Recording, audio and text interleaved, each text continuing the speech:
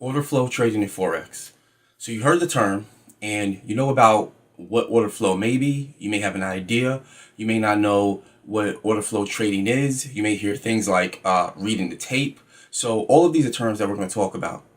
Order flow trading in Forex can be done in the spot market. These things that we're going to actually discuss today. And we're going to show you more inside information from the documentary $1 Billion Day, which shows bank traders and how they use order flow trading in Forex and why it's actually important that you learn how to do that. So click that subscribe button and hit the bell for notifications while the intro rolls. Also, we want you to know we put out information every week that's going to help you up your game to become a pro retail trader. So now it's time to get our minds in the trade.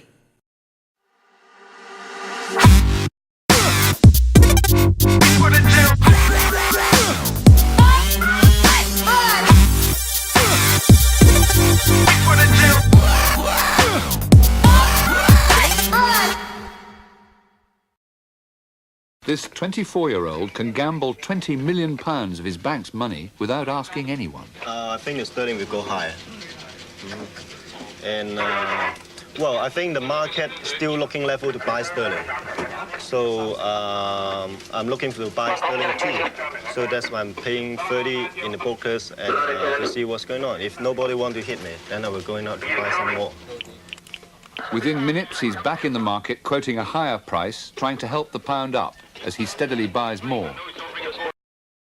All right, pro retail traders and aspiring pro retail traders. Today, we're going to talk about a very important topic, a very important subject, and that is order flow trading in Forex. So, as I said in the beginning, a lot of people have heard the term order flow trading, a lot of people have heard the term tape reading, and some individuals aren't sure exactly what that is.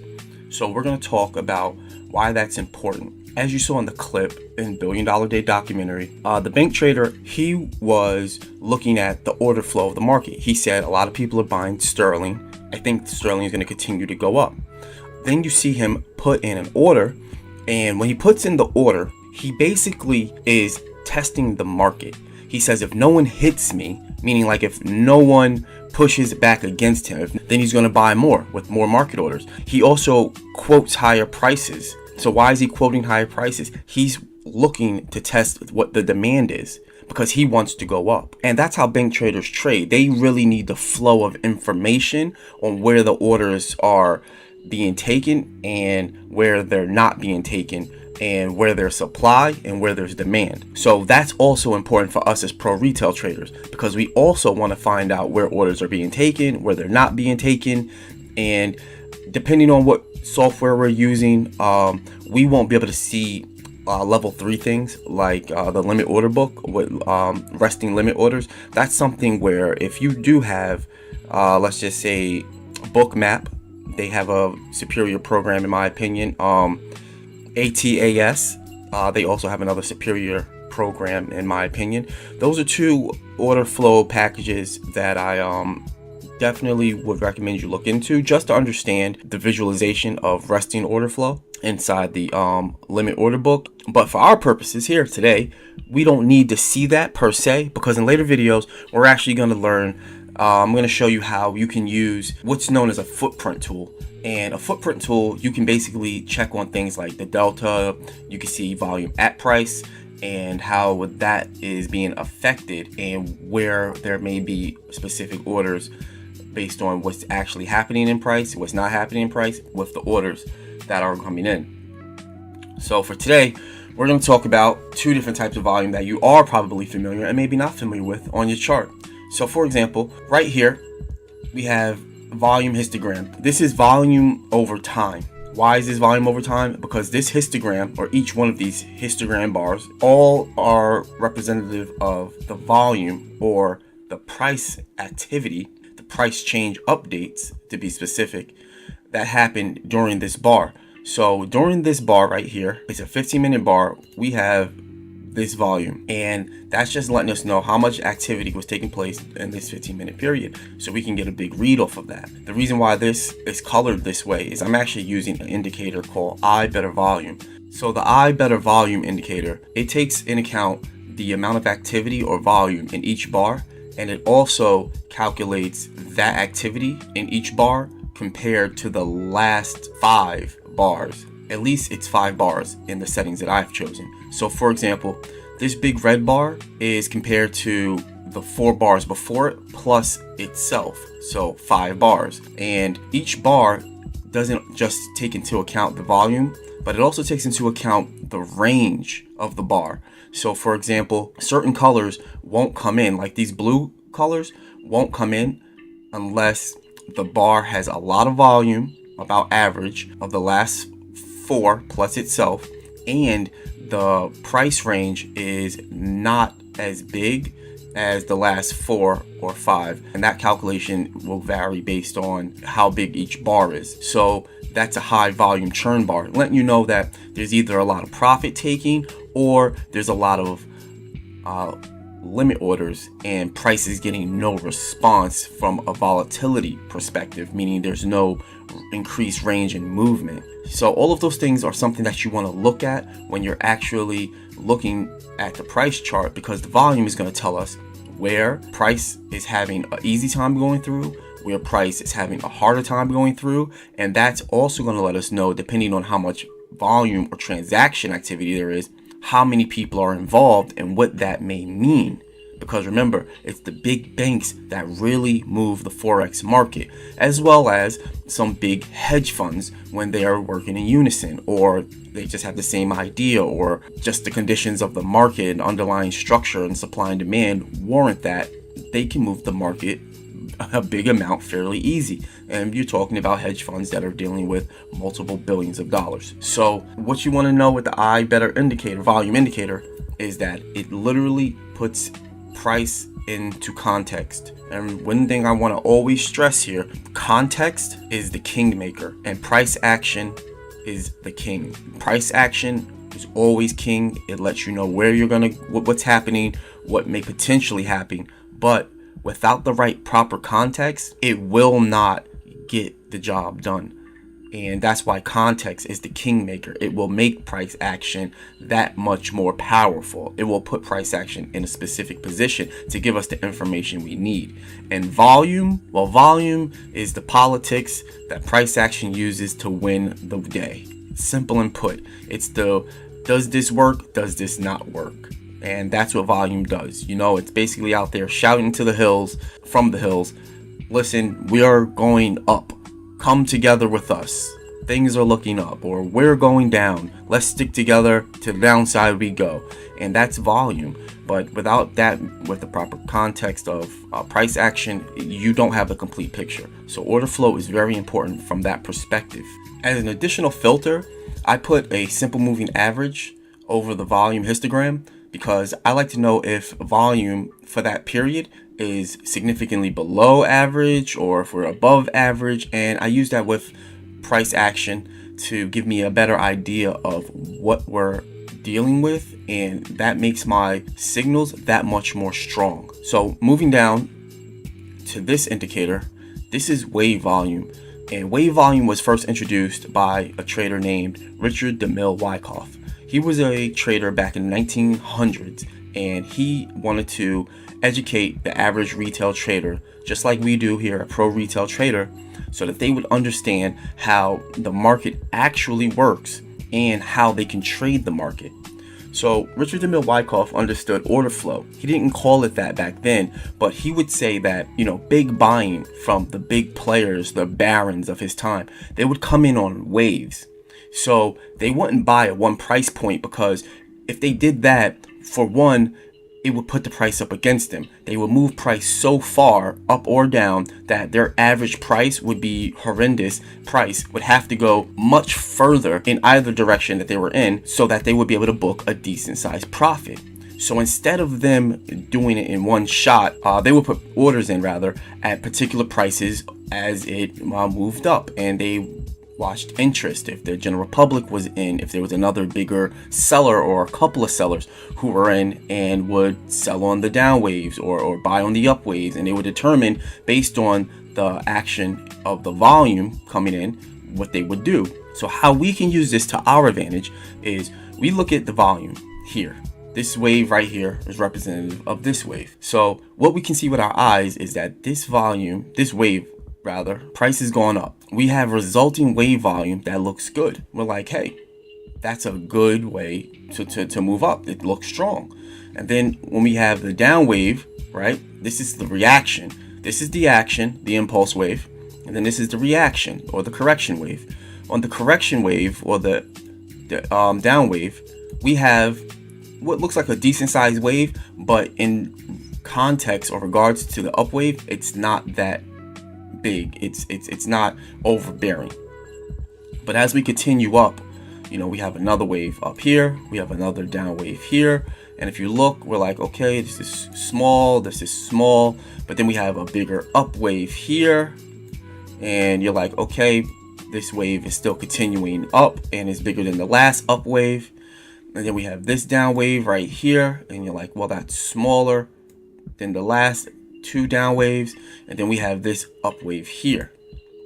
Now, if you look at that up wave volume and you look at it in context, you would say, well, up wave volume has been decreasing.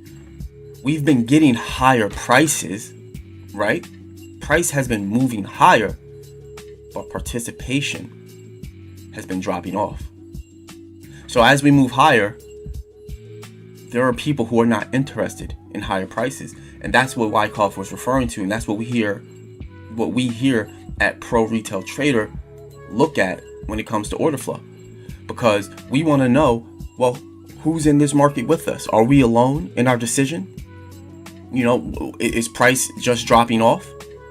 Now, you would say, well, how do you know that? You can see that all in hindsight. It's all good, when it's already taken place, But let me tell you, you can actually see this in hindsight, which means you could see this in foresight, because it still unfolds the same way. So, for example, before we ever got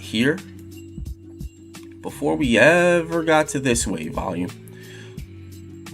was already decreasing just on this wave. There's three waves, actually, 3 up waves. We got that one, we have that one. It was already decreasing. And so you had this down wave that came in. So this would have all printed, and you would have said, okay, we have a divergence. Price is going up, participation is going down. But look at the context. Look in the background from where we've come from. When this wave right here broke the last structure high, right? And this was significant because we had a big move down, relatively, right? We had price move down, and then we came back up. This was significant. We never had any major volume down to the downside before this up wave. But when this down wave came in, this down wave volume was bigger than any of the down wave and up wave volume in the background. So we're like, this could be significant. That's a change in behavior. This down wave has shown us a significant interest. So moving up with this in mind, you start to see the up wave has also lost interest. Even though these down waves haven't picked up, you know that the up wave, which is the primary trend, at least on the short term, this is the primary trend, is losing steam. And we've already seen that there was some interest to the downside right here. And if you draw a line from right here straight across at this point, this is all you got. So as you can see, from this point up here, we opened and closed above on one candle, one 15-minute candle. Then the rest opened and closed as down candles. So there wasn't much to the upside. And then when we tried to get back above this point, look what happens. This volume, if we draw a straight line down, or as straight as we can, right there, way below average, right? Way below average. And it's bigger than the last two. But remember, it moves in waves. So the next two up candles are this volume and then this volume. So look, there's no participation to go up. There's no interest. There's none whatsoever. And this up candle is below average anyway, even though it was bigger than the last two down candles. So it doesn't want to come up. It doesn't want to go over this point right here, which is where we saw the wave volume selling increase. And from here, right, the interest to the upside decreased. So that's what we're looking for with order flow. That's why wave volume is very important. And if you look, what resulted from that was this big move to the downside. And then we got a continuation the next day to the downside. So this is all very important. These are things that you want to look at. The name of the indicator is actually the Weis wave. David Weiss, he actually introduced this indicator to the world. There have been a lot of people who have given him the credit he deserves with taking the Wyckoff method and adapting it to a new way of trading today's markets. It still holds the principles very close. He doesn't change them. He just uses his style of drawing the markets with the Wyckoff principles. And this Weiss wave indicator was actually a open source indicator, which I recoded myself to do certain things and not do certain things so that it would work more efficiently. And it is essential to reading order flow, because remember, we're looking at the bigger participants and we want to know what is the context of the market. Higher prices are not liked right now, and we know that because we can see the divergence in the up volume or the up wave volume. So that's something you want to keep in mind. Okay, traders, I'm going to put a poll in the corner, and I want to know, which indicator are you more interested in learning about first? Both are very instrumental to trading order flow.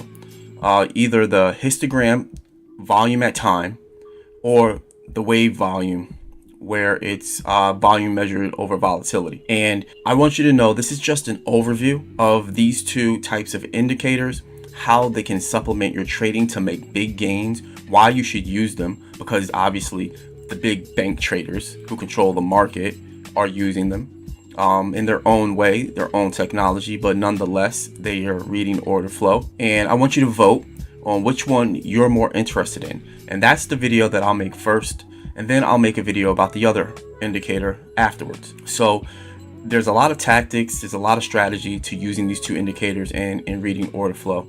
And I just want you to put in your vote on what you think is more important to you or what you're most interested in, and I'll cover that. Also, just know that having an edge in the market means being able to rely on something that will give you an objective read, even if there may be some subjectivity in reading it because everyone has their own perspective. But nonetheless, you know that is information that based upon what's actually happening in the market. So make sure you take that poll and let me know what it is you want, and we can move on from there. There you have it. Hit that subscribe button and bell for notifications. Also, leave a comment down below telling me what it is you want to see more of. Sharing this will actually help other traders. So until next time, remember, to trade like a pro, you have to train like a pro.